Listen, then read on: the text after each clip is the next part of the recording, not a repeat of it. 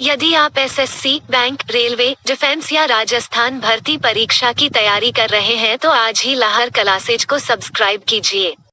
राम राम सा घणी खम्मा, स्वागत है आप सभी का लहर क्लासेज पर। सपने होंगे सच। साथियों, हम पढ़ रहे थे राजस्थान सामान्य ज्ञान केंद्र लोक देवताओं के बारे में। हमारे राजस्थान की धरती पर जितने भी लोक देवता हुए हैं उन लोक देवताओं के बारे में पढ़ रहे थे। और लोक देवताओं में भी हमने पहले पंच पीर को लिया था, जिनको 5 पीरों के अंदर रखा गया है। 5 ऐसे लोक देवता है जिनको पीर माना जाता है और उन्हें पंच पीर की उपमा दी गई है। तो हम पंच पीरों को पढ़ रहे थे। पंच पीरों के अंदर सबसे पहले हमने रामदेव जी, जिन्हें पीरों के पीर कहा जाता है, उनके बारे में पढ़ा। उसके बाद हमने पाबू जी के बारे में पढ़ा था। आज हम आगे से पढ़ने वाले हैं।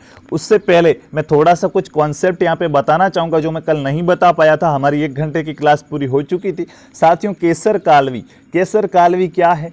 पाबू जी की घोड़ी का नाम है। याद रखना, एग्जाम में प्रश्न आता है, ठीक है। पाबू जी की जो घोड़ी थी, पाबू जी की घोड़ी का नाम क्या था? पाबू जी की घोड़ी का नाम था केसर कालवी। ये इनको किसने दी थी? तो साथियों, चारणी ने दी थी। लोक देवी देवलबाई, क्या नाम था? देवलबाई। देवलबाई चारणी ने दी थी, शर्त पर दी थी, ठीक है। देवलबाई चारणी ने ये घोड़ी इनको दी थी पाबू जी को। कौन सी घोड़ी? केसर कालवी। ये पाबू जी को किसने दी थी? देवलबाई चारणी ने। एक शर्त पर दी थी। क्या शर्त थी? कि अगर आप गायों की रक्षा करो तो मैं आपको ये घोड़ी दूं, ठीक है। आपको ये मैं घोड़ी तो देती हूँ केसर कालवी, लेकिन आपको क्या करना पड़ेगा? गायों की रक्षा करनी पड़ेगी, ठीक है। तो पाबू जी ने रक्षा, हाँ कि मैं रक्षा करूंगा गायों की और आप मुझे घोड़ी दीजिए। तो केसर कालवी घोड़ी किसने दी थी? देवलबाई चारणी ने दी थी पाबू जी को। तो पाबू जी की घोड़ी का नाम क्या हो गया? केसर कालवी। उसके बाद बात आती है पाबू जी की फड़। तो साथियों, पाबू जी की जो फड़ है तार वगैरह से बनी होती है। मैंने आपको बताया था फड़ क्या होता है। साथियों, पाबू जी की फड़ है वो सबसे लोकप्रिय फड़ है।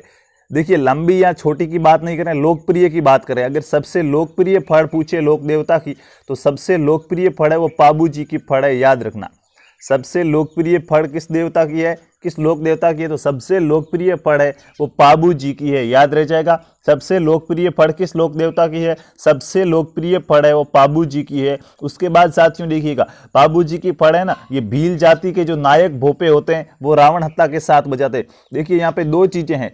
फड़ होती है, वो फड़ तो रावण हत्या के साथ गायन किया जाता है, ठीक है। फड़ का गायन तो, फड़ का पठन तो किस वाद्य यंत्र के साथ किया जाता है? रावण हत्या के साथ। कौन करता है?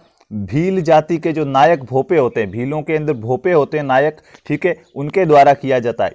भील जाति के नायक भोपे, ठीक है। भील जाति के अंदर कौन होगा? नायक भोपा होगा, वो करेगा पाबू जी की फड़ का वाचन रावण हत्या वाद्य यंत्र के साथ।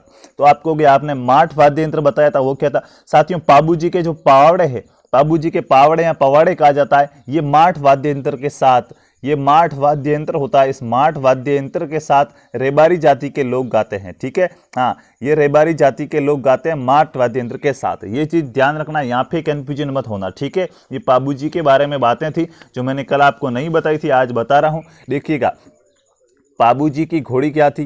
केसर कालवी। किसने दी थी इनको ये घोड़ी? देवलबाई चारणी ने दी थी पाबू जी को केसर कालवी घोड़ी। एक शर्त रखी थी कि आपको गायों की रक्षा करनी पड़ेगी तभी मैं घोड़ी देती हूँ। पाबू जी की फड़ क्या है? सबसे लोकप्रिय फड़ है। लोक देवताओं के अंदर सबसे लोकप्रिय फड़ किस लोक देवता की है? पाबू जी की। इसका वाचन है वो किस वाद्य यंत्र के साथ करते हैं? फड़ का वाचन तो क्या करेंगे? रावण हत्या के साथ करेंगे, भील जाति के नायक भोपे। लेकिन अगर पवाड़े या पावड़ों की बात करें तो वो गाए जाते हैं माठ वाद्य यंत्र के साथ, रेबारी जाति के लोग गाते हैं, ठीक है। तो ये पाबू जी के बारे में इंफॉर्मेशन थी जो मैं आपको कल नहीं बता पाया था, आज बता दी है। याद रखना, यहाँ से अब गलत नहीं होना चाहिए। पाबू जी के बारे में आपको अब सब कुछ यहाँ से पता होना चाहिए कि पाबू जी के बारे में मैंने आपको क्या क्या नॉलेज बताई थी। तो साथियों, हम रामदेव जी और पाबू जी पढ़ चुके। आज पंच पीरों के अंदर हमारे तीसरे लोक देवता आते हैं हड़बू जी। सभी तैयार हो जाएगा, हम तीसरे लोक देवता की ओर जा रहे हैं। आज हमारे तीसरे लोक देवता है जिनका नाम क्या है? जिनका नाम है हड़बू जी। आज साथियों हम पढ़ने वाले हैं हड़बू जी के बारे में। हड़बू जी कौन थे, क्या थे, इन्होंने क्या किया अपने जीवन काल के अंदर, क्यों इन्हें लोक देवता कहा जाता है। तो आज हम साथियों पढ़ने वाले हैं हड़बू जी के बारे में। हड़बू जी, ये हड़बू जी कौन थे, इन्होंने अपने जीवन काल के अंदर क्या किया, तभी इनको लोक देवता की उपाधि दी जाती। साथियों, हड़बू जी सांखला भी कहा जाता है। क्या कहा जाता है? हड़बू जी सांखला, ठीक है। हड़बू जी सांखला, जैसे मेहाजी मांगलिया होते हैं ऐसे हड़बू जी सांखला, ये इनकी यहाँ से पीछे लगाया जाता है। हड़बू जी सांखला भी इन्हें कहा जाता है। साथियों, मारवाड़ के शासक राव जोधा के समकालीन ये हुए थे और राव जोधा को हड़बू जी का ही आशीर्वाद था। ठीक है, मारवाड़ के जो राव जोधा है जिन्होंने जोधपुर किले का निर्माण कराया है, उनको किनका आशीर्वाद था? इन हड़बू जी का ही आशीर्वाद था। तो बात करें अगर हड़बू जी के जन्म की, कहाँ होता है इनका जन्म? तो भुंडेल गांव नागौर के अंदर। कहाँ पर होता है हड़बू जी का जन्म? कहाँ पर होता है साथियों? हड़बू जी के जन्म की बात करें तो गांव का नाम क्या है? भुंडेल। भुंडेल गांव है और ये कहां पर स्थित है? नागौर के अंदर स्थित है भुंडेल गांव। नागौर में स्थित है भुंडेल गांव, जहां पे होता है हड़बू जी सांखला का जन्म। ठीक है, ये याद रखना है। हड़बू जी सांखला का जन्म कहां होता है? भुंडेल गांव नागौर के अंदर इनका जन्म होता है। इनके पिताजी का नाम क्या था? मेहाजी सांखला था। क्या था इनके पिताजी का नाम? अब आप कहोगे वो देखना कंफ्यूज मत होना, 5 पीरों के अंदर एक मेहाजी मांगलिया आते हैं, बापणी जोधपुर वाले। ठीक है, तो वो जोधपुर वाले मेहाजी है, बापणी मेहाजी। ठीक है, बापणी जोधपुर में मेहाजी मांगलिया है। और यहाँ हम बात कर रहे हैं इनके पिताजी की, तो इनके पिताजी है वो मेहाजी सांखलिया है। कौन है? मेहाजी सांखला कह सकेंगे।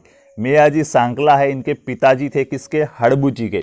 हड़बू जी है वो रामदेव जी के मौसेरे भाई थे। क्या थे? मौसेरे भाई थे। ठीक है, और इनके गुरु कौन थे? गुरु बालीनाथ थे। ठीक है, हाँ, इनके गुरु भी बालीनाथ जी थे। कौन थे? बालीनाथ जी। इनके गुरु भी कौन थे साथियों? इनके गुरु भी बालीनाथ जी थे। और ये जो हड़बू जी है और रामदेव जी है, ये आपस में क्या थे?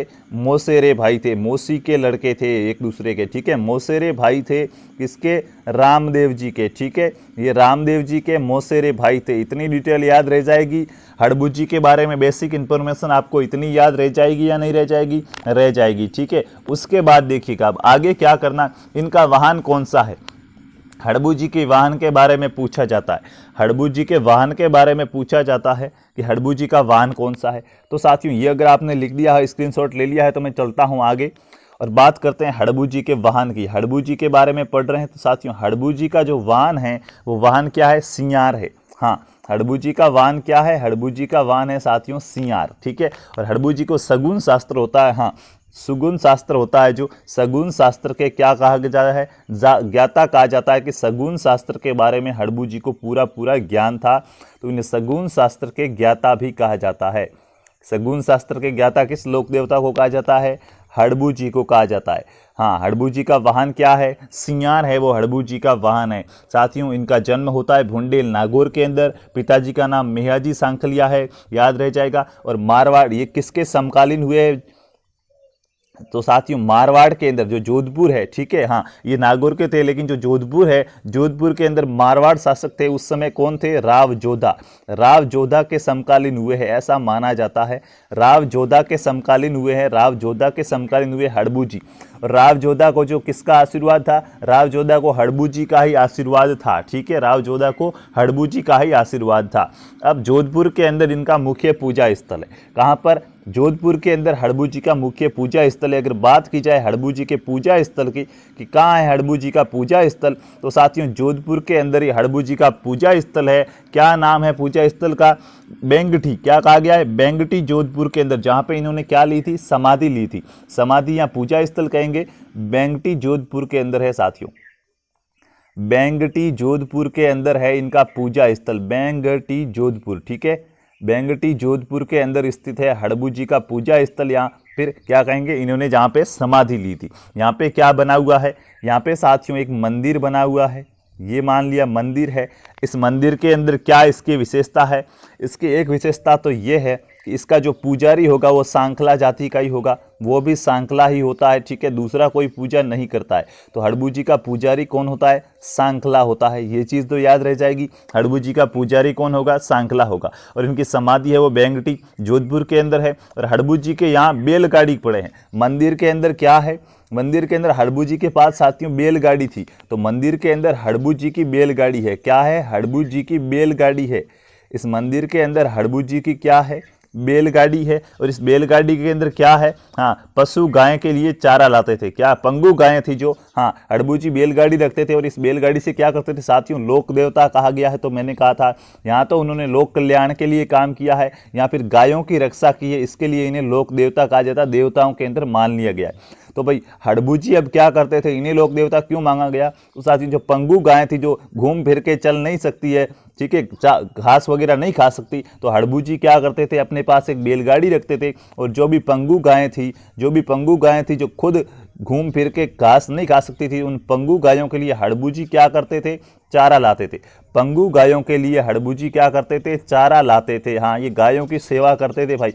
जो भी पंगु गायें थी वो घूम फिर के घास नहीं खा सकती थी, चर नहीं सकती थी, तो उनके लिए हड़बूजी क्या करते थे, चारा लाते थे। तो ये हड़बूजी के बारे में बेसिक इन्फॉर्मेशन है, ऐसे कह सकते असक्त गायों के लिए चारा लाते थे। ठीक है, यहाँ पर किनकी पूजा होती है, हड़बू जी के बैलगाड़ी की पूजा होती है। ध्यान रखना, मंदिर के अंदर किसकी पूजा होती है, हड़बू जी की बैलगाड़ी की पूजा होती है, याद रहना चाहिए। हड़बू जी की बैलगाड़ी की पूजा होती है। बेंगटी जोधपुर के अंदर इसका मुख्य पूजा स्थल है, जो मैंने आपको बता दिया है। ठीक है, और हड़बू जी है वो शकुन शास्त्र के ज्ञाता थे, और इनका वाहन क्या था, इनका वाहन सियार था। ये साथियों हड़बू जी के बारे में बेसिक इंफॉर्मेशन है। हड़बू जी के बारे में इतनी ही स्टोरी उपलब्ध रहती है जो मैंने आपको पढ़ाई। हड़बू जी के बारे में क्या क्या देखिएगा, एक बार पुनः यहाँ से रिवीजन करते हैं कि हड़बू जी का जन्म होता है भुंटेल नागौर के अंदर। कहाँ पे होता है, भुंटेल नागौर के अंदर होता है, भुंडेल। ठीक है, भुंडेल नागौर में होता है। मारवाड़ के शासक राव जोधा के ये समकालीन थे, और इनके वाहन का नाम क्या है, वाहन क्या है इनका, सियार है। शगुन शास्त्र के ये ज्ञाता थे।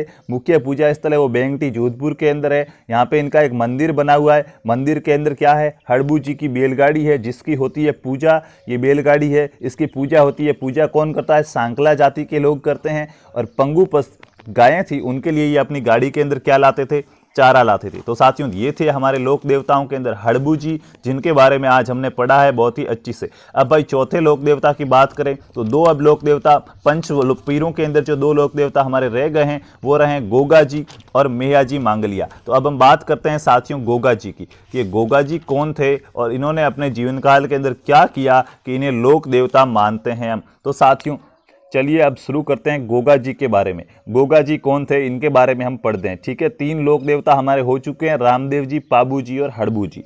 चौथे लोक देवता यहाँ से आ जाते हैं गोगा जी।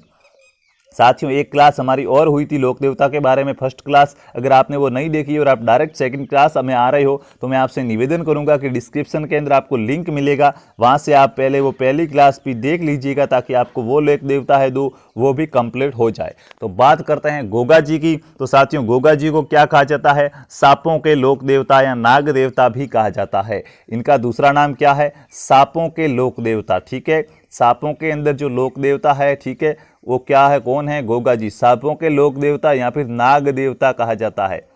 सांपों के लोक देवता या नाग देवता कहा जाता है। किन्हें कहा जाता है, गोगा जी को कहा जाता है सांपों के लोक देवता या फिर नाग देवता। उसके बाद क्या है, बात करें अगर गोगा जी के बारे में तो इनका जन्म कहाँ पे होता है और कब होता है। तो साथियों गोगा जी का जन्म होता है 946 ईस्वी के अंदर ददरेवा चूरू में। कहां पर, 946 ईस्वी के अंदर इनका जन्म होता है, ददरेवा चूरू के अंदर है। कहां पर है ये ददरेवा, कहां, चूरू जिले के अंदर स्थित है ददरेवा, वहां पर होता है गोगा जी का जन्म। इनकी माता का नाम क्या था, तो बांछल देवी था इनकी माता का नाम। साथियों इनकी माता का नाम क्या था, गोगा जी की माता का नाम, तो इनकी माता का नाम साथियों था बांछल देवी। क्या नाम था, बांछल देवी। मैंने यहाँ पे जो लिखा है मेरे हिसाब से आपको अच्छे से समझ में आ रहा होगा। इनकी माता का नाम क्या था, बांछल देवी या बांछल दे भी कहा जाता है। क्या कहा जाता है, बांछल दे। ठीक है, बांछल दे, बांछल देवी या बांछल दे इनकी माता का नाम था, याद रहना चाहिए। उसके बाद साथियों इनके पिता का नाम क्या था, जेवर सिंह चौहान। गोगा जी के पिता का नाम क्या था, हाँ चौहान थे ये भाई। इनके पिता का नाम था जेवर सिंह चौहान। क्या नाम था साथियों, जेवर सिंह चौहान। बांछल दे और जेवर सिंह चौहान के घर पे जन्म होता है गोगा जी का। किसका होता है, गोगा जी का। याद रह जाएगा यहाँ तक तो, ओके भाई। और इनकी पत्नी का नाम क्या था, तो कमल दे था इनकी पत्नी का नाम। कहीं कहीं पर केलम दे भी कहा जाता है। इनकी पत्नी का नाम क्या था रियल के अंदर, कमल दे। ठीक है, कमल दे, कमल दे था साथियों इनकी पत्नी का नाम। किसकी पत्नी का नाम, गोगा जी का। कहीं कहीं पर इनको केलन दे कहा जाता है। क्या कहा जाता है, केलन दे। ठीक है, इनको केलन देवी कहा जाता है, कमल देव को केलन देवी कहा जाता है। याद रखना होगा भाई, केलन देवी कहा जाता है। ठीक है, हाँ। और ये केलन देव कौन थी, ये जो पाबू जी हमने पढ़ा था ना, पाबू जी की भतीजी थी। गोगा जी की पत्नी कौन थी, पाबू जी की भतीजी थी। याद रखना, यहाँ से एक दूसरे को जोड़ते चलो भाई। ठीक है, ये जो केलन दे थी ये कौन थी, गोगा जी की तो पत्नी थी और पाबू जी की भतीजी थी। पाबू जी के भाई की लड़की थी जिनसे गोगा जी की शादी हुई थी। तो ये पाबू जी की साथियों कौन थी, पाबू जी की भतीजी थी। कौन, केलन दे थी, वो पाबू जी की भतीजी थी। और गोगा जी के गुरु की बात करें तो गुरु गोरखनाथ इनके थे भाई। कौन थे, गोरखनाथ इनके गुरु थे। पाबू जी के गुरु कौन थे, पाबू जी के गुरु थे गोरखनाथ। कौन थे साथियों? गोरखनाथ। ये सॉरी, पाबू जी की नहीं, गोगा जी की बात कर रहे हैं। केलन दे थी वो पाबू जी की भतीजी थी, और हम बात करें गोगा जी की तो गोगा जी के गुरु कौन थे? गुरु गोरखनाथ इनके गुरु थे। तो साथियों देखिए गोगा जी के बारे में पहले इनका जीवन परिचय देखिए। गोगा जी को सांपों के देवता, लोक देवता, सांपों के लोक देवता या नाग देवता भी कहा जाता, और भी इनके अलग अलग नाम है। मुस्लिम जाति इनको जहार पीर के नाम से भी जानती है, वो हम सब पढ़ेंगे आगे। इनका जन्म होता है 946 ईस्वी में ददरेवा चूरू के अंदर, ये आपको याद रखना है। विक्रम संवत 1003 के अंदर होता है। और इनका जो माता का नाम बांछल दे था, पिता का नाम जेवर सिंह चौहान था, पत्नी है वो कमल दे केलन दे जो पाबू जी की भतीजी थी, और इनके गुरु का नाम क्या था? गोरखनाथ था। अब भाई क्या किया था गोगा जी ने, क्या किया था? तो साथियों गोगा जी है वो कर्नल जॉन टॉड है जो हमारे राजस्थान का इतिहास लिखा है। उन्होंने गोगा जी को क्या बताया? फिरोज शाह तुगलक का समकालीन बताया। देखना है एग्जाम में क्वेश्चन आ सकता है, गोगा जी किसके समकालीन थे? तो साथियों कर्नल जेम्स टॉड ने जो हमारा अकॉर्डिंग टू किसके? टॉड के अनुसार, कर्नल जेम्स टॉड के अनुसार जो गोगा जी है, ये गोगा जी किसके समकालीन थे? तो कर्नल जेम्स टॉड के अनुसार गोगा जी है, ये गोगा जी साथियों जो मुस्लिम आक्रांता था, कौन? फिरोज शाह तुगलक। ठीक है, फिरोज शाह तुगलक के समकालीन बताया है। फिरोज शाह तुगलक के समकालीन थे, ऐसा किसने बताया है? ये पटवार के अंदर आया हुआ है एक बार क्वेश्चन, ठीक है, ध्यान रखना। समकालीन थे ऐसा मैं लिख दूंगा कि टॉड के अनुसार गोगा जी है वो फिरोज शाह तुगलक के समकालीन थे। कर्नल जेम्स टॉड ने इन्हें फिरोज शाह तुगलक के समकालीन बताया। ग्राम सेवक 2008 और पटवार भर्ती 2012 के अंदर ये क्वेश्चन आया हुआ है। ठीक है, उसके बाद देखिएगा गोगा जी ने साथियों मोहम्मद गजनवी से युद्ध किया था। किससे? मोहम्मद गजनवी से युद्ध किया था। गोगा जी ने मुस्लिम आक्रांता था जो मोहम्मद गजनवी, इस मोहम्मद गजनवी से क्या किया था? युद्ध किया था। मुसलमानों से टोटल 9 बार युद्ध लड़ा था गोगा जी ने। कितनी बार? 9 बार युद्ध लड़ा था। मोहम्मद गजनवी की बात नहीं कर रहा हूं, टोटल मुसलमान आक्रांता थे, उन मुसलमान आक्रांताओं से गोगा जी ने 9 बार युद्ध लड़ा था और मोहम्मद गजनवी से युद्ध किया था, और युद्ध में इनको मिल गई थी वीर गति। ठीक है, याद रखना। किसने? गोगा जी ने कितनी बार युद्ध किया टोटल? तो गोगा जी ने मुस्लिम आक्रांताओं से, गोगा जी ने जो मुस्लिम आक्रांता थे, गोगा जी ने मुस्लिम आक्रांताओं से कुल 9 बार युद्ध किया था। मुस्लिम आक्रांताओं से कुल कितनी बार युद्ध किया था? कुल 9 बार युद्ध किया था। 9 बार। मुस्लिम आक्रांता क्या करते थे? गायें ले जाते थे, तो इन्होंने गायों की रक्षा हेतु ही 9 बार युद्ध किया था। किससे? मुस्लिम आक्रांता थे, जो भी मुस्लिम थे, जितने भी जिन्होंने यहाँ पे आक्रमण किया, उनसे गोगा जी ने 9 बार युद्ध किया था। और मोहम्मद गजनवी था, जो मोहम्मद गजनवी था, मोहम्मद गजनवी से इन्होंने क्या किया था? युद्ध किया था। मोहम्मद गजनवी से गोगा जी ने युद्ध किया था, और क्या हुआ था? वीर गति प्राप्त हो गई थी गोगा जी को। क्या प्राप्त हुई? वीर गति प्राप्त की गोगा जी ने मोहम्मद गजनवी के साथ युद्ध करते करते। ठीक है, गायों की रक्षा के लिए किया था ये युद्ध। और साथियों मोहम्मद गजनवी से ऐसा युद्ध लड़ा कि दुश्मन था उसके भी छक्के छूट गए। क्या हो गया? छक्के छूट गए। और उन्होंने इनको क्या कहा? जहार पीर की उपाधि दी। गजनवी ने इनके रण कौशल को देखकर इन्हें जहार पीर की उपाधि दी। जो गजनवी था, गजनवी ने गोगा जी का रण कौशल देखा, रण कौशल देखा, युद्ध लड़ने का तरीका देखा, तो वो दंग रह गया, और उन्होंने मोहम्मद गजनवी ने इनको क्या उपाधि दे दी? जहार पीर की। तो जहार पीर की उपाधि किसको दी है? गोगा जी ने। गोगा जी को जहार पीर की उपाधि किसने दी है? तो गजनवी ने दी है गोगा जी को। किसको? गोगा जी को। गजनवी ने दी है गोगा जी को किसकी उपाधि? जहार पीर की। किसकी? जहार पीर। गोगा जी को जहार पीर भी कहा जाता है। ठीक है, मुस्लिम जाति होती है वो इनको जहार पीर के नाम से ही जानती है। तो ये चीजें आपको यहाँ से याद रह जाएगी भाई अभी तक। ठीक है, यहाँ से याद रह जाएगी ना, युद्ध किया था और इनको जहार पीर की उपाधि दी। ठीक है, अब साथियों देखिएगा, बात करते हैं गोगा जी के मंदिर की। तो गोगा जी के मंदिर की बात की जाए तो साथियों जो इनका एक तो थान होता है ना, छोटा होता है जो, ठीक है, तो थान तो इनका खेजड़ी के वृक्ष के नीचे होता है, याद रखना। गोगा जी का थान कहाँ पे होता है? खेजड़ी के वृक्ष के नीचे होता है। और ऐसा कहा जाता है कि गांव गांव खेजड़ी, गांव गांव गोगो। ठीक है, गांव गांव खेजड़ी, गांव गांव गोगो। गोगा जी के और भी अन्य नामों की बात करें साथियों तो देखिएगा, सबसे पहले मैंने आपको बताया था यहाँ पे इनके अन्य नाम बात करें तो सांपों के लोक देवता कहा जाता है गोगा जी को। ध्यान से समझना, बहुत ही अच्छा सा टॉपिक है साथियों, लोक देवता वाला। ठीक है, कला संस्कृति हमारी बहुत ही सरल है, अगर थोड़ा ध्यान रख के समझो तो आराम से समझ में आ जाती है। देखिएगा साथियों, बात कर रहे थे गोगा जी की, तो गोगा जी को सांपों के लोक देवता कहा जाता है। सबसे पहली चीज़ तो आपको यहाँ से याद रह जाएगी। उसके बाद हमने क्या कहा था और गोगा जी को? हाँ, सांपों का लोक देवता कहा गया, नाग देवता कह रहे थे हम, नाग देवता क्या कह रहे थे, नाग देवता कहा जा रहा था। उसके बाद अभी इनको मोहम्मद गजनवी ने किसकी उपाधि दी, जहार पीर की उपाधि दी, तो गोगा जी को जहार पीर भी कहा जाता है। इसके बाद गोगा बप्पा, गोगा चौहान या सांपों का देवता भी कहा जाता है। क्या कहा जाएगा, गोगा बप्पा कहा जाता है, गोगा बप्पा या फिर गोगा चौहान, ये चौहान थे तो इनको गोगा चौहान भी कहा जाता है। और क्या कहा जाता है, सांपों के लोक देवता भी कहा जाता है, सांपों के देवता भी कहा जाता है। किसको, गोगा जी को। ठीक है, अब बात करते हैं आगे। गोगा जी की साथियों सर्प के रूप में पूजा की जाती है, सांप के रूप में गोगा जी की पूजा की जाती है, ये चीज ध्यान रखना। अब बात करते हैं गोगा जी की समाधि की। तो साथियों देखिएगा, गोगा जी के मंदिर कहाँ हैं उनकी बात करते हैं। तो देखिएगा यहाँ पे आपको बड़ा इंटरेस्टिंग किस्सा मिलेगा कि शीश मेढ़ी और धड़ मेढ़ी, हाँ शीश मेढ़ी और धड़ मेढ़ी दो है, दो जगह इनकी समाधि गोगा मेढ़ी या धड़ मेढ़ी जो नौहर हनुमानगढ़ है वहां पे मानी गई है। देखिएगा ददरेवा चूरू के अंदर इनका जन्म होता है, जो हमने पढ़ा था पहले ही। कहां पर, ददरेवा चूरू के अंदर, ददरेवा चूरू के अंदर तो इनका जन्म होता है, जो हमने पहले से ही पढ़ा था। और साथियों जब युद्ध कर रहे थे गोगा जी, तो क्या कहते हैं, क्या मान्यता है कि इनका जो शीश था ना, ये शीश वापस यहाँ आकर गिरा था ददरेवा चूरू के अंदर। ठीक है, तो इस स्थान को क्या नाम दे दिया गया, शीश मेढ़ी कहने लगे। शीश मेढ़ी, यहाँ पे सिर गिरा था आकर गोगा जी का, तो इस स्थान को कहा गया शीश मेढ़ी। तो शीश मेढ़ी कहाँ पर स्थित है, चूरू के अंदर स्थित है, याद रहना चाहिए। शीश मेढ़ी कहाँ पर स्थित है, चूरू के अंदर। और साथियों जो गोगा जी का धड़ था, वो धड़ कहाँ पर गिरता है, धड़ गिरता है गोगा मेढ़ी हनुमानगढ़ के अंदर। कहाँ पर, गोगा मेढ़ी हनुमानगढ़ के अंदर। और यहाँ पे धड़ गिरा था, तो इसको धड़ मेढ़ी या धुड़ मेढ़ी भी कहा जाता है, धड़ मेढ़ी या फिर धुड़ मेढ़ी भी कहा जाता है, धुर मेढ़ी। ठीक है, धुर मेढ़ी।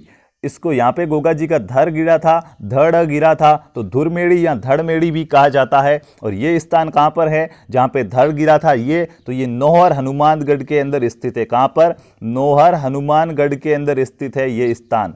ठीक है, तो यहाँ से आपको क्या याद रखना कि गोगा जी का जहाँ पे शीश गिरता है उसे कहते हैं शीश मेढ़ी, जो है ददरेवा चूरू के अंदर। जहाँ पर गोगा जी का धड़ गिरता है उसे कहते हैं गोगा मेढ़ी, धड़ मेढ़ी या धुर मेढ़ी, ये स्थित है नौहर हनुमानगढ़ के अंदर। और इनकी समाधि भी यहीं बनी हुई है, गोगा मेढ़ी के अंदर क्या है, इनकी समाधि बनी हुई है, जहाँ पे इनका धड़ गिरा था। तो इनकी समाधि कहाँ पर बनी हुई है, गोगा मेढ़ी के अंदर इनकी समाधि बनी हुई है, ध्यान रखना। ठीक है, गोगा मेढ़ी के अंदर क्या है, इनकी समाधि बनी हुई है। अब बात करते हैं और गोगा जी के, ये तो समाधि की बात हो गई। बात करें अगर इनके प्रमुख मंदिरों की, तो मंदिरों के बारे में क्या क्या कहा जाता है, कैसे कैसे इनके मंदिर है, उनकी बात करते हैं। तो सबसे पहला इंपॉर्टेंट पॉइंट जो तो अभी हमने पढ़ लिया, जहां पर इनकी क्या बनी हुई है, समाधि बनी हुई है। ठीक है, जहां पर क्या बनी हुई है, इनकी समाधि बनी हुई है। कहां पर है समाधि, आप सबको पता होगा, गोगा मेढ़ी जौहर, गोगा मेढ़ी नौहर हनुमानगढ़ के अंदर। तो सबसे पहला मंदिर तो इनका कहां पर हो जाता है, मंदिरों की बात करें तो सबसे पहला मंदिर तो इनका साथियों कहां पर हो जाता है,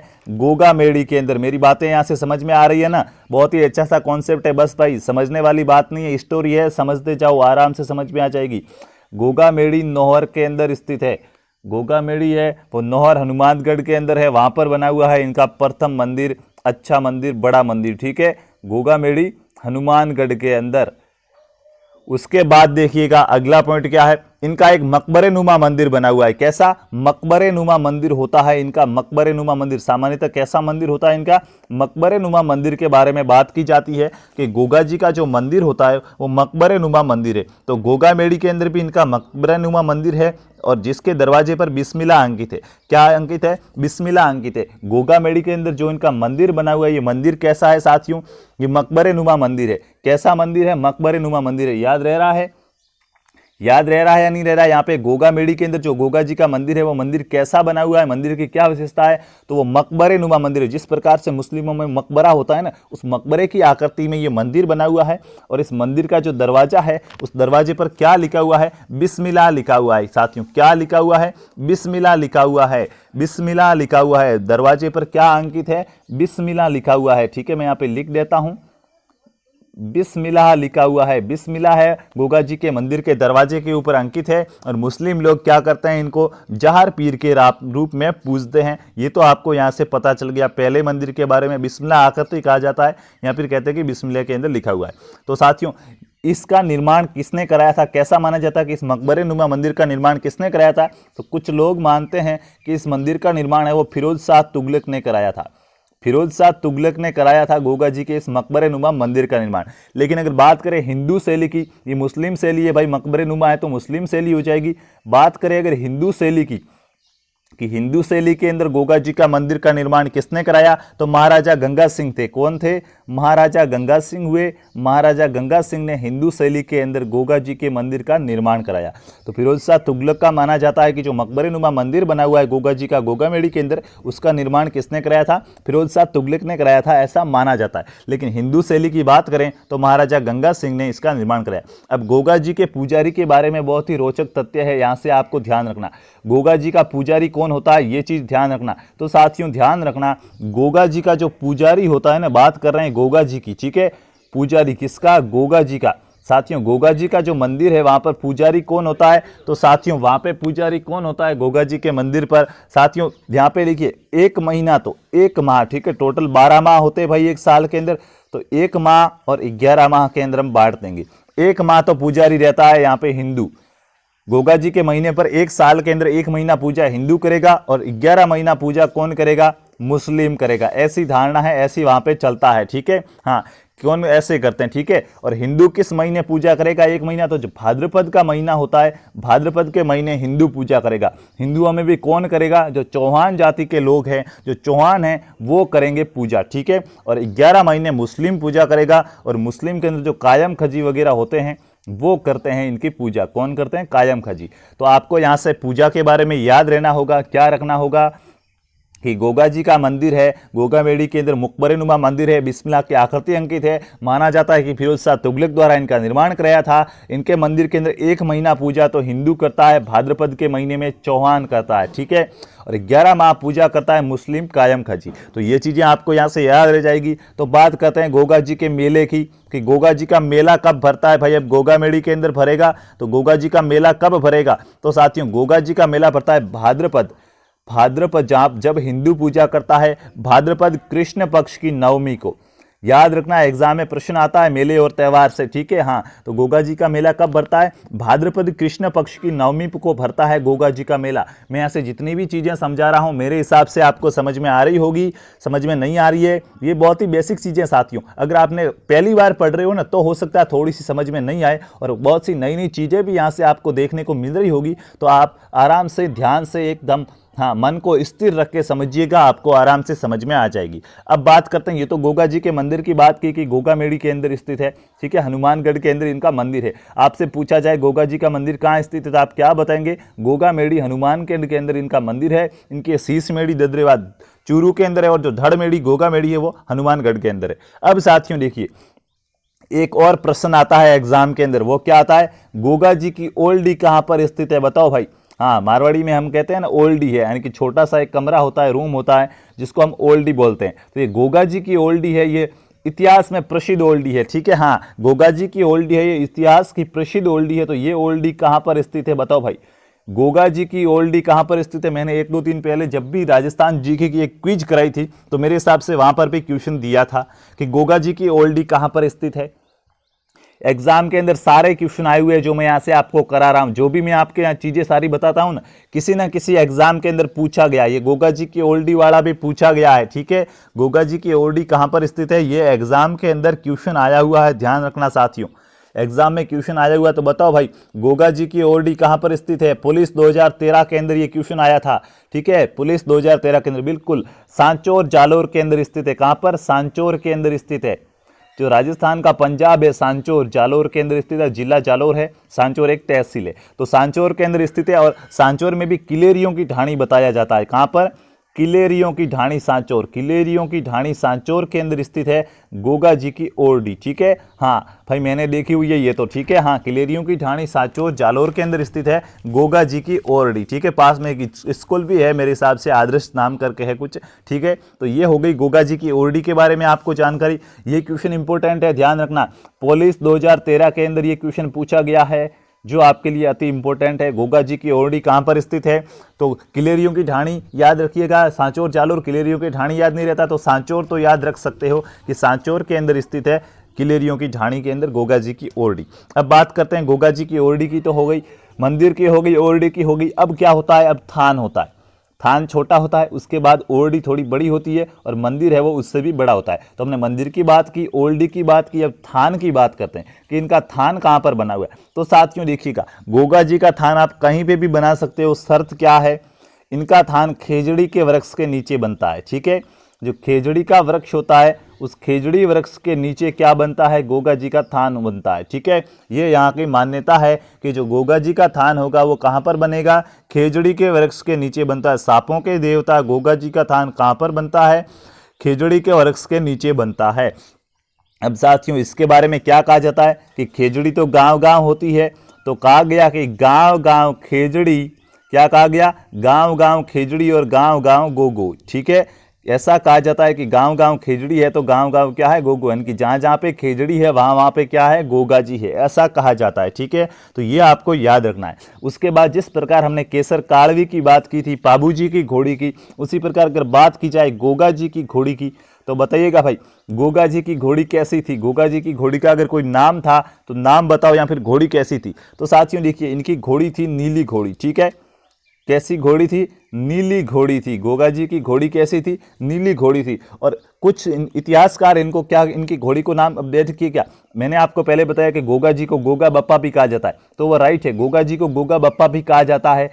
ठीक है, कुछ लोग इनको गोगा जी को ही गोगा बप्पा कहते हैं और कुछ लोग क्या कहते हैं, इनकी घोड़ी को गोगा बप्पा कहते हैं, कि इनकी घोड़ी का नाम था गोगा बप्पा। तो ये दोनों चीज़ें आपको ध्यान रखनी है, एग्जाम के अंदर आ जाए तो आपको जहाँ पे मिले, अगर घोड़ी कौन थी तो नीली घोड़ी मिले तो नीली राइट होगा, अगर नीली घोड़ी नहीं आ रहा और वहाँ पे आपको गोगा बप्पा दिया हुआ है तो वो आप राइट करेंगे। ठीक है, और साथियों ध्यान रखना, किसान होता है वो जब हल जोतता है, हाँ हल जोतता है ना, खेत के अंदर जब किसान हल जोतता है तो वो क्या करता है, हल और जो हाली होता है, जो हल को चलाता है, हल और हाली दोनों पर गोगा जी के नाम की राखी बांधते हैं। याद रखना, एग्जाम के अंदर सारे के सारे क्वेश्चन आए हुए हैं, ध्यान रखना, एक एक पॉइंट इंपॉर्टेंट होता है यहाँ से एग्जाम की दृष्टि से।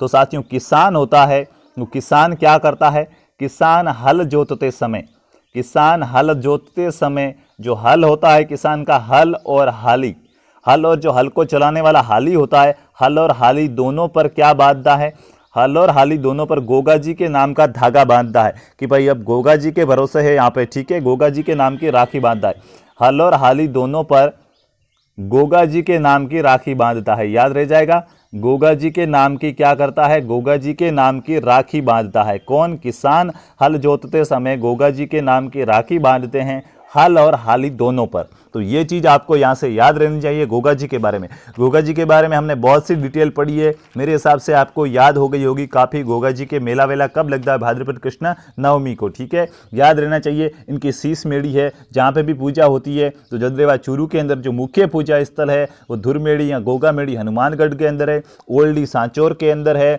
ठीक है, हाँ, और थान है वो हर गाँव गाँव में है, जहाँ पे भी खेजड़ी है उसको गोगा जी का ही माना जाता है। गाँव गाँव खेजड़ी, गाँव गाँव गोगो।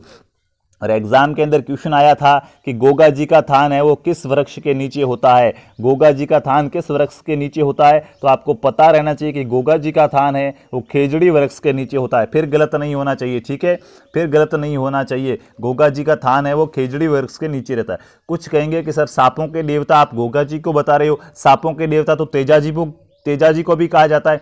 साथियों तेजा जी को सांपों के दूसरे देवता कहा जाता है। क्या कहेंगे, हाँ लीलन के थे भाई वो सिंहगारी, सांपों के दूसरे देवता कहेंगे हम तेजा जी को। तो अभी हम तेजा जी के बारे में भी पढ़ेंगे।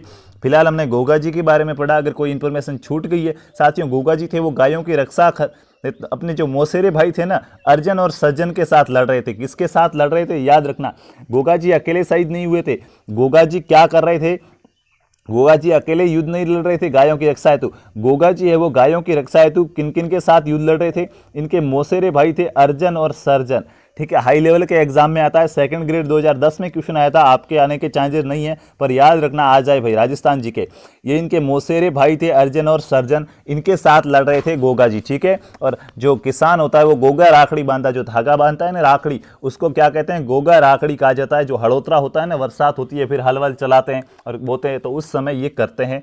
और क्या कहते हैं कि हाली बांध ली गोगो रखवा लो। अब हमने तो क्या हाली बांध ली है, हमने तो हल चलाना शुरू कर दिया है, अब हमारी रक्षा कौन करेगा, गोगो जी करेगा। हाँ गोगो जी है वो हमारी अब रक्षा करेंगे। हल वक्त पर राखी बांधने के बाद क्या कहते हैं वो कि हाली बांध ली, हाली है वो बाल दी, हाली बाल दी, अब क्या होगा, अब गोगो रखवालो है, अब भाई हमारी रक्षा है वो गोगो जी करेंगे, ऐसा कहते हैं किसान। ठीक है, हाली बाल दी गोगो रखवालो, अब हमारी रक्षा है वो गोगो जी करेंगे। और साथियों ये इनके बारे में बेसिक सी इंफॉर्मेशन थी गोगा जी के बारे में, जो मैंने आपको एक एक करके बताई कि गोगा जी कौन थे, क्या थे और कहाँ से थे, इन्होंने अपने जीवन काल के अंदर क्या क्या किया और इन लोक देवता क्यों कहा जाता है।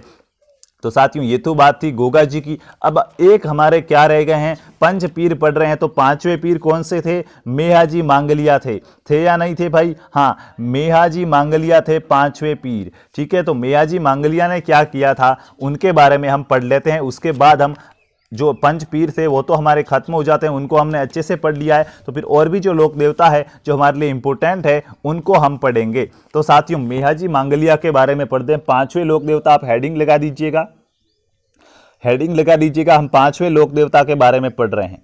किसके बारे में, पांचवें लोक देवता के बारे में पढ़ रहे हैं, मेहाजी मांगलिया, जिनको पीरों के अंदर रखा गया है, पंच पीरों के अंदर मेहाजी मांगलिया। ठीक है, मेहाजी मांगलिया के बारे में हम पढ़ रहे हैं। तो साथियों ये मेहाजी मांगलिया कौन थे, क्या थे, इनके बारे में भी बात करते हैं।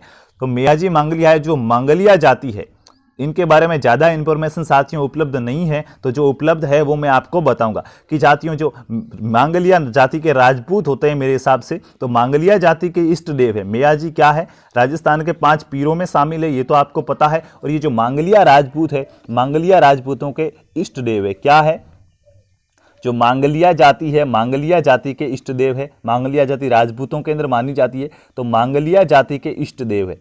ठीक है, मांगलिया जाति के क्या है, इष्ट देव, इष्ट देव यानी आराध्य देव जिनकी ये पूजा करते हैं। ठीक है, तो मांगलिया जाति के इष्ट देव है कौन है, मेहाजी मांगलिया। ठीक है, और इन्होंने अपने जीवन भर क्या किया था, गायों की रक्षा की, धर्म के मार्ग पर चले और सामान्य जीवन बिताया। साथियों मैंने कहा था लोक देवता है तो लोक कल्याण किया होगा, गायों की रक्षा की होगी। ठीक है, तो मेहाजी मांगलिया ने भी क्या किया था, जीवन भर गायों की रक्षा की और धर्म के मार्ग पर चलते हुए सामान्य जीवन बिताया। ठीक है, इसलिए इनको लोक देवता के अंदर रखा गया है। और साथियों ये जो मेहाजी मांगलिया था ये किसके समकालीन थे, तो रावचूंडा, तो मारवाड़ के जो शासक थे, कौन, मारवाड़ के शासक रावचूंडा के समकालीन थे, याद रखना। अब मारवाड़ के शासक जो मारवाड़ के शासक रावचूंडा थे, मारवाड़ के शासक कौन, रावचूंडा, रावचूंडा के समकालीन थे, कौन, मेहाजी मांगलिया, रावचूंडा के समकालीन थे मेहाजी मांगलिया। इंपॉर्टेंट जानकारी है, याद रखना। ठीक है, रावचूंडा के समकालीन थे। और जैसलमेर के शासक जो रंगदेव थे, ठीक है, रंगदेव के साथ इन्होंने युद्ध लड़ा था और गायों की रक्षा की थी। ठीक है, इन्होंने किसके साथ युद्ध लड़ा था, जैसलमेर का शासक था, रंगदेव कहा जाता है। ठीक है, रंगदेव या रणंगदेव कहा जाता है, उनके साथ इन्होंने युद्ध लड़ा था। ठीक है, रणंगदेव या फिर क्या कहा जाता है, रंगदेव कहा जाता है। ये कौन था, ये जैसलमेर का शासक था। इनके साथ पाबूजी ने क्या, मेहाजी मांगलिया ने क्या किया था, युद्ध लड़ा था। क्या किया था, युद्ध लड़ा था। किसने, मेहाजी मांगलिया ने, गायों की रक्षा के लिए। ये कहाँ का था भाई, ये जैसलमेर का था। इसने गायों के साथ क्या किया, अत्याचार किया था, तो गायों को ले जा रहा था, तो गायों की रक्षा हेतु मेहाजी मांगलिया ने इन जैसलमेर के शासक के साथ क्या किया था, युद्ध लड़ा था। तो ये इतनी सी इंफॉर्मेशन है मेहाजी के बारे में। अब बात आती है मेहाजी का मंदिर कहाँ पर बना हुआ है। तो साथियों देखिएगा, मेहाजी के मंदिर के बारे में भी बहुत ही रोचक तथ्य है जो आपको पता होना चाहिए भाई। सबसे पहले बात कर लेते हैं मेहाजी के मंदिर से पहले एक इंपॉर्टेंट पॉइंट है कि इनके प्रिय घोड़े का नाम क्या था। मेहाजी का एक घोड़ा था, मेहाजी के घोड़े का नाम क्या था, कम ही लोगों को पता होगा, बताइए भाई पता हो तो। मेहाजी के घोड़े का नाम क्या था, मेहाजी के घोड़े का नाम क्या था। तो साथियों मेहाजी के घोड़े का नाम क्या था, किरण काबरा था। क्या था, किरण काबरा, हाँ बहुत अच्छा नाम है भाई, किरण काबरा। मेहाजी के घोड़े का नाम क्या था, किरण काबरा था। याद रखना, मेहाजी के घोड़े का नाम क्या था, मेहाजी के घोड़े का नाम किरण काबरा था, जो आपको आज से याद रहना चाहिए। अब बात करते हैं मेहाजी के प्रमुख मंदिरों की। तो साथियों मैंने आपको बताया मेहाजी कहाँ के थे, कहाँ पे इनका मंदिर होना चाहिए, बापणी जोधपुर के अंदर। बापणी या बापिणी भी कहा जाता है, बापणी या बापिणी भी कहा जाता है। क्या कहा जाता है, बापणी या बापिणी। ये कहाँ पर स्थित है, तो बापणी या बापिणी स्थित है जोधपुर के अंदर। हाँ ठीक है, ये जोधपुर के अंदर स्थित है। यहाँ पे इनका क्या बना हुआ है, मंदिर बना हुआ है। और इस मंदिर के अंदर क्या होता है, मेला लगेगा। ठीक है, और इस मंदिर में क्या है, इस मंदिर में इनका घोड़ा है भाई, किरण काबरा। ठीक है, ये जो मंदिर है, मैंने कहा मंदिर बना देता हूँ भाई, यहाँ पे अच्छे से आपको समझ में आ जाए, मंदिर बना देते हैं भाई। ये जातियों यहाँ पे क्या है, माना कि ये मंदिर है, तो इस मंदिर के अंदर क्या है, यहाँ पे ये किरण काबरा है।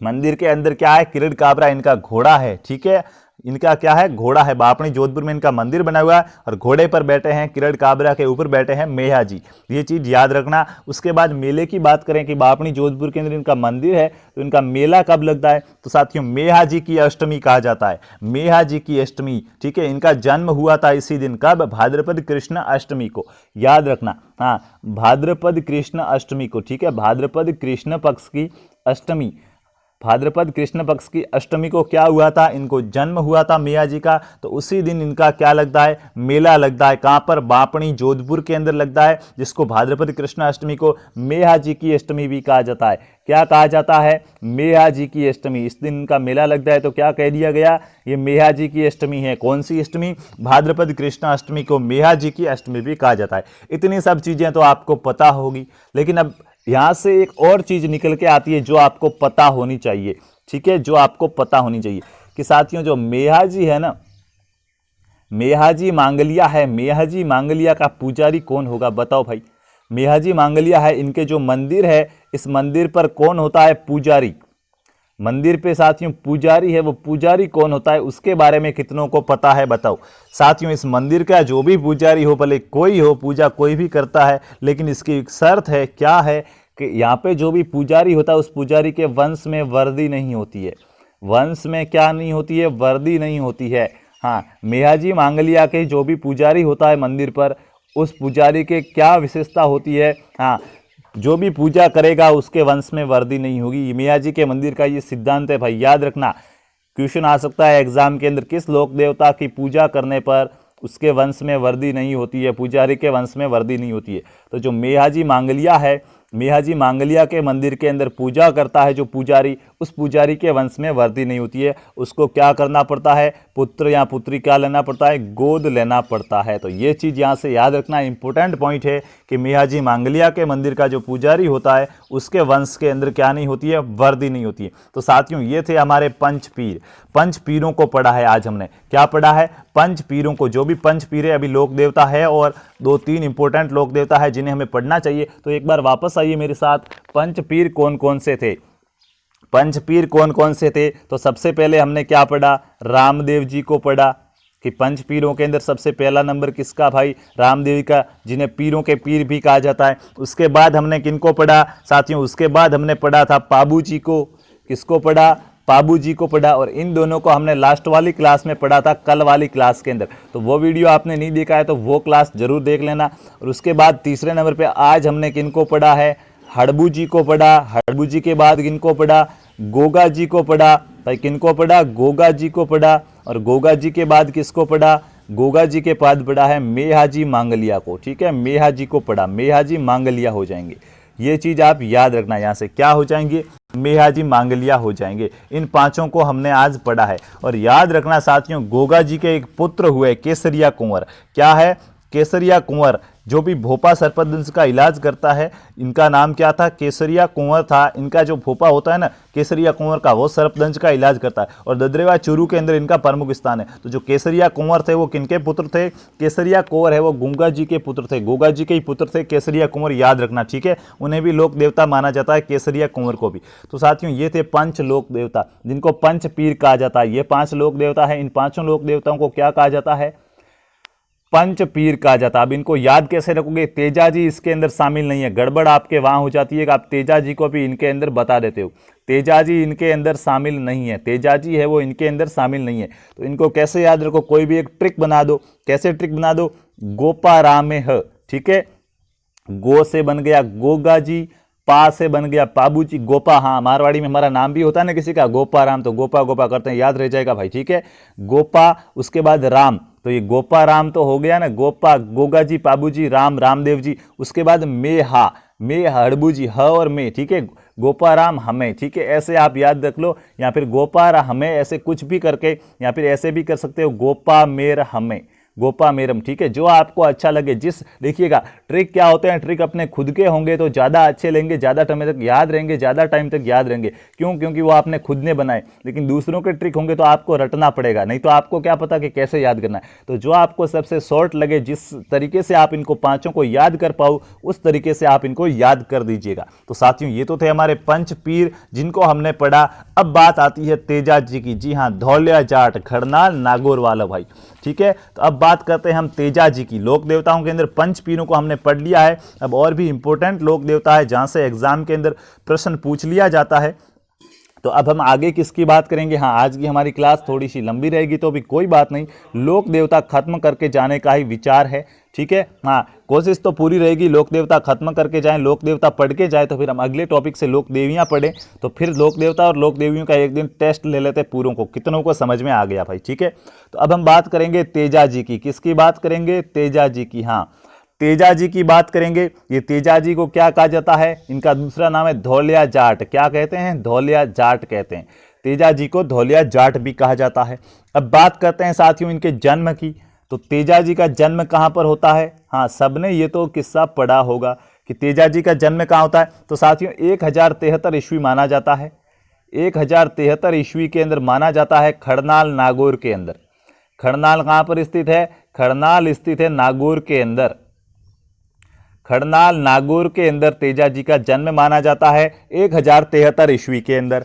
इसकी माता का नाम, तेजा जी की माता का नाम क्या था? तो जो तेजा जी की माता थी, माता का नाम था राम कुंवरी। क्या नाम था? राम कुंवरी था इनकी माता का नाम। किनकी माता का नाम?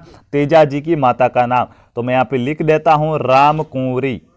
तेजा जी की माता का नाम क्या था? राम कुंवरी था। उसके बाद बात करते हैं इनके पिताजी की। तो साथियों बक्सा राम जी धौलिया या ताहड़ जी धौलिया भी कहा जाता है। इनके पिताजी का क्या नाम था? बक्सा राम जी धौलिया या ताहड़ जी जाट कहते हैं भाई, ठीक है। हाँ, धौलिया जाट, ठीक है, ये इनकी बात है भाई, उपनाम है इनके। तो क्या कहा गया है? इनके पिता का नाम ताहड़ जी या फिर बक्सा राम जी, ठीक है। पिता का नाम यहाँ पे आप लिख दीजिएगा। तेजा जी के पिताजी का नाम क्या था भाई? तो पिताजी का नाम क्या था? ताहड़ जी जाट, ठीक है। तेजा जी जाट थे, आप सबको पता होना चाहिए। तो पिताजी का नाम था इनका ताहड़ जी। क्या था? ताहड़ जी जाट, यहाँ फिर कहते हैं बक्सा राम जी जाट, ठीक है, बक्सा राम जी। ताहड़ जी या बक्सा राम जी क्या थे? धौलिया जाट, ठीक है, धौलिया, ठीक है। धौलिया जो किस में आता है? जाट में आता है भाई, ठीक है। तो ये चीज़ याद रखना, तेजा जी का दूसरा नाम धौलिया जाट। इनका जन्म 1073 ईस्वी के अंदर खरनोल नागौर के अंदर होता है, खरनाल के अंदर। माता राम कुंवरी, पिता ताहड़ जी जाट या बक्सा राम जी जाट।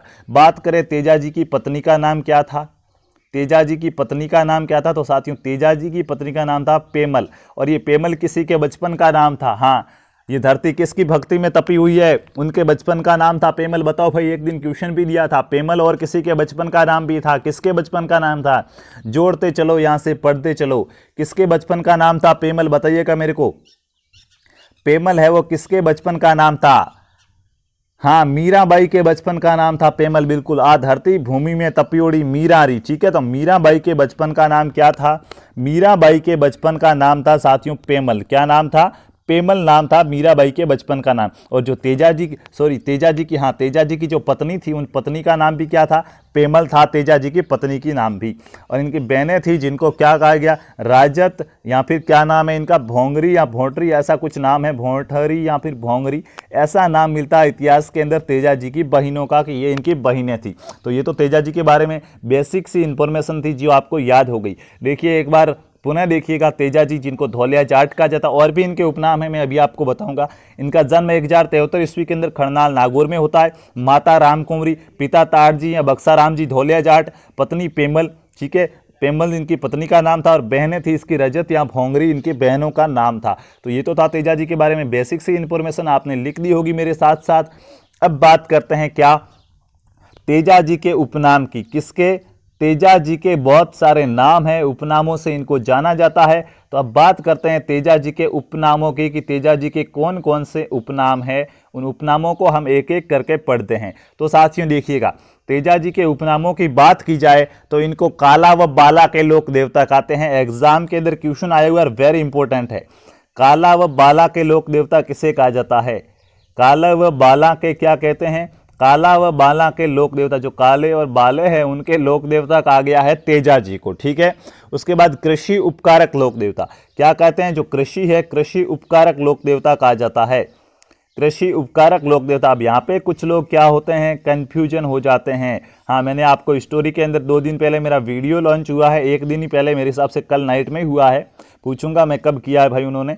तो जब भी वीडियो लॉन्च हुआ मैंने आपको बताया था, स्टूडेंट लाइव्स के बारे में मेरा वीडियो था, स्टूडेंट लाइव्स के बारे में कुछ लाइनें बताई थी, तो वहाँ पर मैंने बताया था कि ये कन्फ्यूजन है ना, हाँ पूरा पढ़ के जाते हैं, 10-10 बार रिवीजन करते हैं, 100-100 बार एक एक टॉपिक को पढ़ लेते हैं, फिर भी परीक्षा हॉल में जाते ही क्या हो जाता है, कन्फ्यूजन हो जाता है। और उसी स्थिति का, उसी मनोस्थिति का नाम क्या है, विद्यार्थी, ठीक है। तो कन्फ्यूजन नहीं होना है। कन्फ्यूजन को कैसे मिटाओगे साथियों, देखिए कृषि उपकारक लोक देवता की बात आए तो तेजा जी है, और अगर बात आ जाए कि हाली और जो हल और हाली होता है, हाली और हल उस पर किस लोक देवता के नाम का धागा बांधा जाता है, तो वहाँ पे गोगा जी आएगा, वहाँ पे क्या आएगा, गोगा जी आएगा, ठीक है। ऐसे याद रख लो कि हल के अंदर अगर जमीन में गोगा जी वगैरह हो ना, तो वो हल को नुकसान, ऐसे ट्रिक बना लो, अपना कुछ ना कुछ ट्रिक बना लो, ठीक है, ऐसे याद रखो। तो हल और हाली का बात आएगी राखी की, तो गोगा जी का धागा होगा, और कृषि उपकारक लोक देवता की बात आएगी तो किसका होगा, तेजा जी का नाम आएगा। तो ये चीज़ें आपको याद रखनी है, इनमें आपको कन्फ्यूजन नहीं लाना भाई।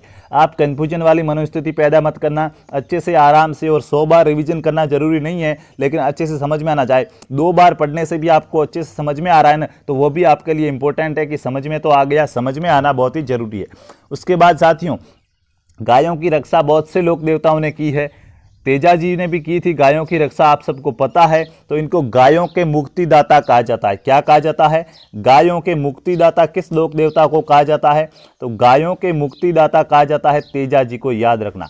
गायों के मुक्तिदाता किस लोक देवता को कहा जाता है, तेजा जी को कहा जाता है, गायों के मुक्तिदाता। अब नागों के देवता, अब आप कहोगे सर ये कौन सी बात होगी, साथियों वो नाग देवता है। गोगा जी को क्या कहते हैं, ये कंफ्यूजन यही है ना, गोगा जी को कहते हैं नाग देवता। क्या कहते हैं, नाग देवता। नाग देवता की बात आती है तो हम कहते थे गोगा जी को, लेकिन नागों के देवता जो नाग है ना, हाँ नागों के भी देवता, तो नागों के भी देवता किसे कहेंगे, तो नागों के देवता कहा जाता है तेजा जी को, ठीक है।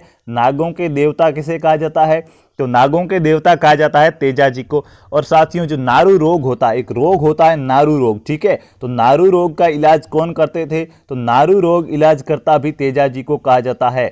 नारू रोग का इलाज कौन करते थे, नारू रोग का इलाज करते थे तेजा जी। तो ये तेजा जी के नाम हैं, और इनको सांपों के दूसरे देवता भी कहा जाता है, सांपों के दूसरे देवता, ठीक है। हाँ, सांपों के दूसरे देवता भी कहा जाता है। सांपों के देवता गोगा जी है, और सांपों के दूसरे देवता कौन है, तेजा जी है। तो सांपों के दूसरे देवता भी इनको कहा जाता है। इतना आपको याद रह गया साथियों, यहाँ पे ये जो भी चीज़ें बताइए, ये अगर याद रह गई है तो ये गोगा जी के उपनाम थे जो आपको याद रखने होंगे। काला बाला के देवता, ये इंपॉर्टेंट है, और कृषि कार्य के उपकारक देवता, ये इंपॉर्टेंट है, पुलिस के एग्जाम के अंदर ये क्वेश्चन आए हुए हैं भाई, ठीक है। तो ये इनके उपनाम थे जो आपने लिख दिए होंगे। तो अब मैं चलता हूं अगली स्लाइड की ओर, और बात करते हैं क्या इंपॉर्टेंट क्वेश्चन है इनकी समाधि के बारे में, कि इनकी समाधि कहाँ पर बनी हुई है। फिर बात करते हैं इनके जीवन काल में इन्होंने क्या काम किया था, तभी इनको लोक देवता कहा जाता है। तो साथियों इनकी समाधि का क्वेश्चन इंपॉर्टेंट है, एग्जाम के अंदर आता है, ध्यान रखना, बहुत ही कम लोगों को पता होता है। साथियों इनकी समाधि बनी हुई है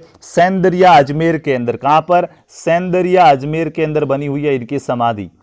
सेंदरिया है जो कहाँ पर स्थित है, अजमेर के अंदर है, जहाँ पर बनी हुई है तेजा जी की समाधि। तो तेजा जी की समाधि साथियों कहाँ पर बनी हुई है, अजमेर जिले के अंदर है, संदेरिया। वहाँ पर इनकी तेजा दशमी के दिन मेला भी लगता है। तेजा दशमी कब होती है यह भी बताएंगे। तेजा दशमी के दिन मेला लगता है भाद्रपद शुक्ल दशमी को। कब, तेजा दशमी कब होती है, भाद्रपद की जो शुक्ल पक्ष की दशमी होती है, भाद्रपद शुक्ल पक्ष की जो दशमी होती है, इस दशमी को क्या कहा जाता है, तेजा दशमी कहा जाता है, तेजा दशमी कहा जाता है। और इस दिन क्या लगता है, तेजा जी का मेला लगता है। ये मेला कहाँ कहाँ पर लगता है, तो खरनाल के अंदर लगता है, पर्वतसर नागौर में लगेगा, खरनाल नागौर के अंदर लगेगा साथियों, पर्वतसर नागौर के अंदर लगेगा, पर्वतसर नागौर के अंदर लगेगा, सुरसुरा क्या है ये भी अभी बताएंगे। किशनगढ़ अजमेर के अंदर स्थित है। यहाँ पे तेजा जी की सर्पदंश से क्या हुई थी, मृत्यु हुई थी, तो वहाँ पे भी इनका मेला लगता है। ये सब मैं आपको बताऊंगा। संदेरिया जो मैंने बताया समाधि स्थल, यहाँ पे तेजा जी का मेला लगेगा। एक भावता और आता है, भावता पन्नेर, ठीक है, पन्नेर और ब्यावर, इन सब जगह तेजा जी के क्या लगते हैं, मेले लगते हैं। याद रखना तेजा जी के मेले कहाँ कहाँ लगते हैं, संदेरिया अजमेर जहाँ पर इनकी समाधि स्थल है, खरनाल या पर्वतसर यहाँ पे आपका इनका मेला लगेगा, ठीक है। पन्नेर रूपनगढ़ अजमेर में स्थित है। पेमल यहाँ की थी भाई, ठीक है, तो एक मेला यहाँ भी लगा दिया पनार के अंदर, ठीक है, पनार यहाँ पन्नेर के अंदर। और सुरसुरा जहाँ पे तेजा जी की सर्पदंश से मृत्यु हुई थी, तो यहाँ पे भी इनका एक मेला लगता है। देखिएगा, इनको थोड़ा सा एक्सप्लेन के अंदर बता देता हूँ क्या क्या बताया।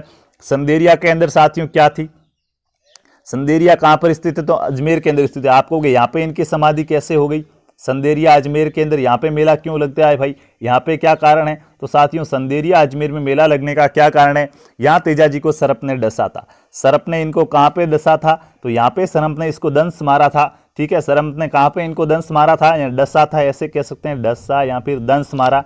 तो कहाँ पे दंश मारा था, तो संदेरिया अजमेर के अंदर तेजा जी को सर्प ने क्या किया, दंश मारा। फिर भाई तेजा जी यहाँ से जाते हैं तो कहाँ पे इनकी मृत्यु होती है, सुरसुरा करके स्थान है। कहाँ पर, सुरसुरा करके स्थान है। ये कहाँ पर स्थित है, ये साथियों किशनगढ़ है, किशनगढ़ अजमेर के अंदर स्थित है, ठीक है। सुरसुरा करके किशनगढ़ अजमेर में स्थान है। वहाँ पे क्या हो जाती है, सर्पदंश के कारण इनकी क्या हो जाती है, सर्पदंश से इनकी क्या हो जाती है, मृत्यु हो जाती है, वीर गति को प्राप्त हो जाते हैं, ठीक है, मृत्यु हो जाती है। और यहाँ पर क्या है, यहाँ पर तेजा जी के जागीर निकाले जाते हैं। ध्यान रखना ये पॉइंट यहाँ से इंपॉर्टेंट है। तेजा जी के जागीर ने कहाँ पर निकाले जाते हैं, तो यहाँ पे निकाले जाएंगे भाई सुरसुरा के अंदर। तेजा जी के जागीरने निकाले जाते हैं। तेजा जी के जागीरने कहाँ पर निकाले जाते हैं, तो तेजा जी के जागीरने हैं, रैली वगैरह हम कह सकते हैं, वो कहाँ पर निकलती है, सुरसुरा अजमेर के अंदर निकलती है तेजा जी की जागीरने। उसके बाद मैंने तीसरा यहाँ से आपको स्थान बताया था पन्नेर। पन्नेर है रूपनगढ़ के अंदर, अजमेर के अंदर। ये पन्नेर कहाँ पर है, पन्नेर है वो रूपनगढ़ अजमेर के अंदर स्थित है, ठीक है। पन्नेर कहाँ है, रूपनगढ़ अजमेर के अंदर स्थित है।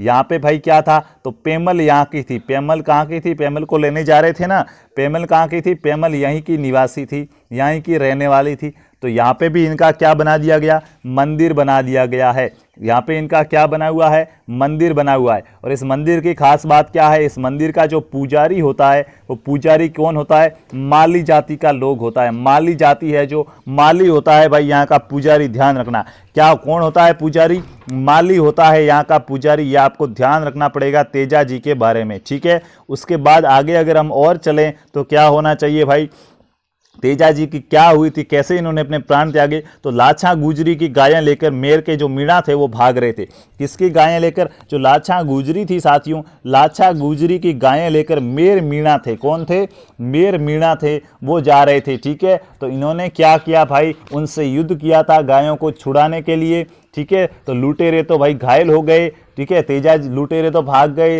मृत्यु हो गई, और तेजा जी क्या हो जाते हैं, घायल हो जाते हैं। रंगवाड़ी गांव अजमेर के अंदर है, वहां पे इन्होंने ये युद्ध किया था, ठीक है। लाछा गुजरी की गायों को मेर लुटेरे थे, मेर जाति के मीणा कहा जाता है या लुटेरे कहा जाता है, उनसे युद्ध करते हुए ये घायल हो गए थे, ठीक है। तो याद रखना मेर जाति के मीणाओं से युद्ध किया था, मेर मीणाओं से युद्ध किया था, मेर मीणाओं से क्या किया था, युद्ध किया था। क्यों किया था, जो लाछा गुजरी थी, लाछा गुजरी थी, लाछा गुजरी की गायों की रक्षा हेतु, लाछा गुजरी की गायों की रक्षा हेतु क्या किया था, युद्ध किया था, और घायल हो गए थे भाई तेजा जी, ठीक है। तो ये चीज़ आपको यहाँ से याद रह जाएगी। अब लाछा गुजरी भी बीच में आई भाई, तो ये लाछा गुजरी की भी एक छतरी बनी हुई है।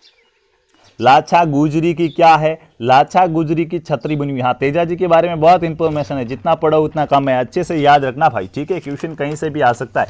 तो साथियों लाछा गुजरी की जो छतरी बनी हुई है, ये छतरी नागौर के अंदर ही बनी हुई है। कहाँ पर बनी हुई है, नागौर के अंदर ही बनी हुई है, ठीक है, नागौर। लाछा गुजरी की छतरी कहाँ पर बनी हुई, तो लाछा गुजरी की छतरी है वो नागौर के अंदर बनी हुई है, ये आपको यहाँ से याद रखना होगा। उसके बाद अब बात करेंगे तेजा जी के प्रमुख मंदिरों की, कि तेजा जी के प्रमुख मंदिर कहाँ कहाँ पर स्थित है, ठीक है। इनकी घोड़ी का नाम क्या था भाई, लीलन, ठीक है। तेजा जी की घोड़ी का नाम क्या था, लीलन या सिणगिरी भी कहा जाता है। लिख दो भाई, तेजा जी की घोड़ी भी फेमस है, क्वेश्चन आता है एग्जाम के अंदर कि तेजा जी की घोड़ी का नाम क्या था। तो साथियों तेजा जी की घोड़ी का नाम क्या था, लीलन था। क्या था, लीलन था, या फिर इसका दूसरा नाम क्या कहा जाता है, सिणगिरी कहा जाता है, सिणगारी या सिणगिरी, ठीक है। सिणधरी भी कहते हैं कुछ लोग सिणगारी भी कहते हैं, या फिर सिणधरी भी कहा जाता है, ठीक है। सिणगारी, सिणधरी या फिर लीलन इनकी घोड़ी का नाम था, जो आपने नोट कर दिया होगा, ठीक है। उसके बाद जो तेजाजी का जो भोपा होता है ना, तेजाजी का जो भोपा होता है, उस भोपा को क्या कहते हैं, घोड़ला कहा जाता है। क्या कहा जाता है, घोड़ला, कि ये तो घोड़ला है, तेजाजी का घोड़ला कहेंगे। तेजाजी के भोपे को क्या कहेंगे, तेजाजी का घोड़ला कहा जाएगा। तेजाजी का जो भोपा होता है मंदिर पर, उसको कहा जाता है तेजाजी का घोड़ला। तो ये आपको याद रहना चाहिए यहाँ पे, ठीक है। और तेजाजी की वीरगाथा होती है, जो तेजाजी की जो बातें बताते हैं, जो तेजाजी के बारे में आपको कथा वगैरह सुनाते हैं, तेजाजी की जो वीर गाथा है भाई, ठीक है। इनकी गाथा कैसी है, वीर है, हाँ, वीरों वाली बातें हैं। तो तेजाजी की जो वीर गाथा होती है, उस वीर गाथा का क्या नाम दे दिया गया, तेजा गायन की। यहाँ पे क्या हो रहा है, तेजा गायन हो रहा है। तेजा गायन का मतलब होता है कि तेजा जी की वीर गाथा सुनाना। क्वेश्चन आ सकता है, तेजा गायन से आप क्या समझते हैं, ऑप्शन दे देगा, तेजा जी का बारे में वो तेजा जी गाते थे, तेजा जी ने ऐसा किया, या फिर तेजा जी की वीर गाथा सुनना या वीर गाथा का गायन करना। बिल्कुल, तेजा जी की वीर गाथा का गायन करना ही क्या है, तेजा गायन है, ठीक है। तो ये आपको यहाँ से याद रहना चाहिए। अब बात करते हैं तेजा जी के प्रमुख मंदिरों की। क्या बात करते हैं, तेजा जी के प्रमुख मंदिरों की बात करते हैं कि तेजा जी के प्रमुख मंदिर है, वो मंदिर कहाँ कहाँ पर है। तो साथियों देखिएगा, तेजा जी के मंदिर की बात की जाए तो सबसे पहला मंदिर इनका कहाँ पे है, कहाँ पे हम बात करेंगे, खड़नाल नागौर के अंदर, जो सबसे बड़ा इनका पूजा स्थल है। कहाँ पर, खड़नाल नागौर के अंदर। खड़नाल नागौर के अंदर तेजा जी का मंदिर है, जो इनका क्या है, सबसे बड़ा पूजा स्थल है। याद रखना, तेजा जी का सबसे बड़ा पूजा स्थल कौन सा है, तेजा जी का सबसे बड़ा पूजा स्थल है वो खड़नाल नागौर के अंदर है। उनके बाद इनका मंदिर कहाँ है, पर्वतसर और भांवला, नागौर के दो स्थान हैं। पर्वतसर, ठीक है, एक तो पर्वतसर हो जाएगा और एक भांवला हो जाएगा। पर्वतसर और भांवला, पर्वतसर और भांवला दो स्थान है नागौर के ही। तो पर्वतसर और भांवला नागौर में, यहाँ पे भी तेजा जी का क्या बना हुआ है, मंदिर बना हुआ है। उसके बाद बात करें और तेजा जी के मंदिर की। साथियों बड़ा इंटरेस्टिंग टॉपिक है, समझते रहना, क्लास लंबी होगी लेकिन हमें क्लियर तो करना है ना, डेली डेली लोक देवता नहीं पढ़ सकते, अगला टॉपिक भी तो लेना है ना। तो बांसी डूंगरी बूंदी के अंदर भी तेजा जी का मंदिर है, और बाकी वाले तो मैंने आपको बताया था, पन्नेर हो गया, जो सुरसुरा है, और जो क्या था, संदेरिया था, हाँ संदेरिया, यहाँ पे भी इनके मंदिर बने हुए जहाँ पे मेले लगते हैं। तो ये बेसिक से इंफॉर्मेशन किसके बारे में, तेजा जी के मंदिरों के बारे में। अब तेजा जी इस एक जिले के मुख्य लोक देवता है, बताओ भाई।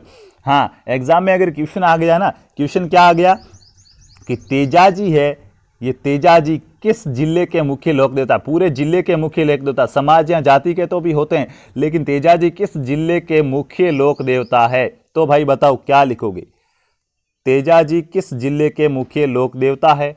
तो तेजा जी किस जिले के मुख्य लोक देवता है, अजमेर के अंदर सब कुछ हो रहा है ना भाई, हाँ, तो अजमेर जिले के मुख्य लोक देवता के रूप में जाना जाता है तेजा जी को। ये चीज़ें आप यहाँ से क्या रखेंगे, याद रखेंगे कि तेजा जी है वो अजमेर जिले के मुख्य लोक देवता है। उसके बाद इन्होंने गोरक्षा के लिए बलिदान दिया था, जो मैंने आपको बता दिया है। उसके बाद बात करते हैं साथियों, तेजा चौक होती है, एक क्या होती है, तेजा चौक होती है। तेजा चौक, ये तेजा चौक हर गांव में होती है, तेजा जी की चौकी कह सकते हैं भाई, ठीक है। तो ये तेजा चौक ऐसा माना जाता है कि प्रत्येक गांव के अंदर होती है। अब कुछ गांवों में नहीं भी होगी, ऐसी कोई बात नहीं है, लेकिन माना जाता है कि तेजा चौक कहाँ पर होती है, प्रत्येक गांव में होती है। और क्वेश्चन यहाँ से आता है, क्वेश्चन अब यहाँ से आता है कि सबसे बड़ा तेजा चौक कहाँ है। मैं स्पष्ट बाहर से लिख देता हूँ ताकि आपको याद भी रहे कि सबसे बड़ी तेजा चौक कहाँ पर स्थित है, सबसे बड़ा तेजा चौक कहाँ पर स्थित है, सबसे बड़ा या फिर सबसे बड़ी तेजा चौक कहाँ पर बनी हुई है, सबसे बड़ी तेजा चौक कहाँ पर बनी हुई है। तो साथियों तेजा चौक तो प्रत्येक गांव के अंदर होती है, लेकिन जो सबसे बड़ी तेजा चौक है वो बनी हुई है ब्यावर अजमेर के अंदर। कहाँ पर बनी हुई है, ब्यावर अजमेर के अंदर बनी हुई है, जहाँ पे मेला लगता है। मैंने आपको बताया था कि ब्यावर अजमेर के अंदर भी तेजा जी का मेला लगता है। तो सबसे बड़ी जो तेजा चौक है वो कहाँ पर बनी हुई है, ब्यावर अजमेर के अंदर बनी हुई है। अब भाई तेजा जी का पशु मेला भी लगता है, ध्यान रखना। तो तेजा जी का पशु मेला कहाँ पर लगता है साथियों, इसके बारे में बात करें कि तेजा जी का पशु मेला भी लगता है। क्या होता है, तेजा जी का पशु मेला लगता है। तो ये तेजा जी का पशु मेला कहाँ पे लगता है, तेजा जी का मेला लगता है, जिसमें पशुओं का क्या होता है, व्यापार होता है। यहाँ से एक बड़ा इंपॉर्टेंट सवाल है जो आपके एग्जाम में आता है। तो तेजा जी का पशु मेला साथियों लगता है, अब लगता है पर्वतसर नागौर के अंदर। बिल्कुल आप राइट हो, ठीक है। अब कहाँ लगता है, अब लगता है पर्वतसर नागौर के अंदर। परबतसर नागौर। अब आप कहोगे अब लगता है, तो पहले कहाँ लगता था क्या भाई? तो साथियों ये पहले पनेर के अंदर ही लगता था, जहाँ से कौन थी? पैमल थी, ठीक है। हाँ, तो पहले पैमल के गांव में लगता था, पनेर के अंदर, ठीक है। लेकिन वर्तमान के अंदर ये मेला कहाँ पर भरता है? परबतसर नागौर के अंदर भरता है। तेजाजी का पशु मेला एग्जाम में प्रश्न आता है। तेजाजी का पशु मेला कहाँ पर भरता है? पनेर नागौर के अंदर भरता है। सॉरी, पनेर नागौर में नहीं भरेगा, परबतसर नागौर के अंदर भरेगा। पनेर अजमेर में था, परबतसर नागौर के अंदर भरेगा तेजाजी का पशु मेला। तो ये तो आपको आ गया। अब इस पशु मेला कब भरता है और इसकी विशेषता क्या है? देखिएगा, जो तेजाजी का पशु मेला है ना, तेजाजी का पशु मेला, इस तेजाजी का पशु मेला भरता कहाँ है? तो मैंने आपको बताया परबतसर नागौर के अंदर भरेगा इनका मेला, परबतसर नागौर के अंदर भरेगा। इस मेले की खास बात क्या है? कब भरता है? सबसे पहले तो तेजा दशमी के दिन भरेगा। और तेजा दशमी कब होती है मैं आपको बता चुका हूं कि तेजा दशमी होती है भाद्रपद शुक्ल दशमी को, भाद्रपद माह की शुक्ल पक्ष की दशमी को। कब भरता है? भाद्रपद शुक्ल दशमी को, भाद्रपद शुक्ल दशमी को भरता है इनका मेला, ठीक है, शुक्ल दशमी को। और साथियों इस मेले की क्या विशेषता है? आय व आमदनी की दृष्टि से राजस्थान का सबसे बड़ा पशु मेला। देखिए, राजस्थान के पशु मेला, सबसे बड़े पशु मेले दो है, ठीक है। तो एक तो वैसे ही हो जाएगा कि राजस्थान का सबसे बड़ा व्यापार की दृष्टि से यहाँ राजस्थान का सबसे बड़ा पशु मेला कौन सा है, तो वो हम आगे पढ़ेंगे मेलों के अंदर, ठीक है। वो भी लोक देवता से संबंधित है, लोक देवता में ही आ जाएगा मेरे हिसाब से। लेकिन अगर आ जाए ना कि आय, वहाँ पे पैसे ज़्यादा आते हैं, आय और आमदनी, वहाँ पे व्यापार ज़्यादा होता है आय और आमदनी की दृष्टि से। किसकी दृष्टि से? किस तरीके से? आय और आमदनी की दृष्टि से राजस्थान का सबसे बड़ा पशु मेला कौन सा है? राजस्थान का सबसे बड़ा पशु मेला कौन सा है? आय और आमदनी की दृष्टि से राजस्थान का सबसे बड़ा पशु मेला कौन सा हो जाएगा? तो आय और आमदनी की दृष्टि से राजस्थान का जो सबसे बड़ा पशु मेला हो जाएगा वो ये वाला मेला हो जाएगा, तेजाजी का पशु मेला। याद रखना, एग्जाम में क्वेश्चन छपेगा। आय और आमदनी की दृष्टि से राजस्थान का सबसे बड़ा पशु मेला कौन सा हो जाएगा? तो आय और आमदनी की दृष्टि से राजस्थान का जो सबसे बड़ा पशु मेला हो जाएगा वो हो जाएगा तेजाजी का पशु मेला। उसके बाद साथियों यहाँ पे और तेजाजी के बारे में क्या क्या बातें हैं, तो देखो, जो सहरिया जनजाति है, सहरिया जनजाति के प्रिय लोक देवता कौन से है? जो राजस्थान की सहरिया जनजाति है, सहरिया जनजाति के प्रिय लोक देवता कौन से है? तो सहरिया जनजाति के प्रिय लोक देवता है तेजाजी। सहरिया जनजाति के प्रिय लोक देवता कौन है? सहरिया जनजाति के साथियों जो प्रिय लोक देवता है वो कौन है? तेजाजी है, ठीक है। और इसके बाद यहाँ पे जो तेजाजी का पुजारी होता है, वो तेजाजी का पुजारी क्या होता है? कौन होता है? कुम्हार होता है। यहाँ पे तेजाजी का पुजारी क्या होगा? कुम्हार। और हमने पढ़ा था माली भी इनका पुजारी होता है। तो कुम्हार या माली होता है वो इनका पुजारी होता है, जिनको क्या बोला जाता है? घोड़ला बोला जाता है। क्या बोला जाता है? घोड़ला बोला जाता है इनके पुजारी को, ठीक है। ये चीज़ें तो आपने पढ़ी होगी। और उसके बाद ये घोड़ला क्या करता है? सर्पदंश का इलाज भी करता है। ये घोड़ला होता है, ये क्या करता है? सर्पदंश का इलाज भी करता है। ये चीज़ें ध्यान रखना। पाबू जी के बारे में क्या है? पाबू जी के बारे में ये बातें हैं कि इनका पुजारी होता है वो, ठीक है। हाँ, क्या होता है और क्या करता है ये सब चीज़ें मैंने आपको बता दी है। यहाँ पे राजस्थान का आय और आमदनी की दृष्टि से सबसे बड़ा पशु मेला है तेजाजी का पशु मेला, ठीक है। और ये कहाँ कहाँ भरता है मैंने आपको बता दिया है। बांसी डूंगारी जो बूंदी के अंदर जो तेजाजी की कर्म स्थली है, याद रखना। और ग्रामीण क्षेत्रों के अंदर जो अश्वरोही चबूतरा है, जो चौक होती है, उसे कहा जाता है तेजाजी की चौक। और विशाल सरोवर के किनारे तेजाजी का पवित्र स्थल है, वो कौन सा है? बांसी डूंगरी, जहाँ इनकी कर्म स्थली थी, जहाँ पे इन्होंने कर्म किया था, ठीक है। तो ये था तेजाजी के बारे में बेसिक सी इन्फॉर्मेशन। इनकी घोड़ी का नाम लीलन या सिणधरी था, जो मैंने आपको बता दिया। और बुआई करते समय किसान तेजाजी के गीत गाते हैं। अब भाई देखिएगा, हाँ, और आ गया ना यहाँ पे कंफ्यूजन वाली बात। देखो साथियों, किसान जब, देखिएगा, किसान जब हल जोतता है, जब हल जोतता है तो क्या करता है? हल और हाली पर राखी बांधता है। तो वो किसके नाम की बांधता है?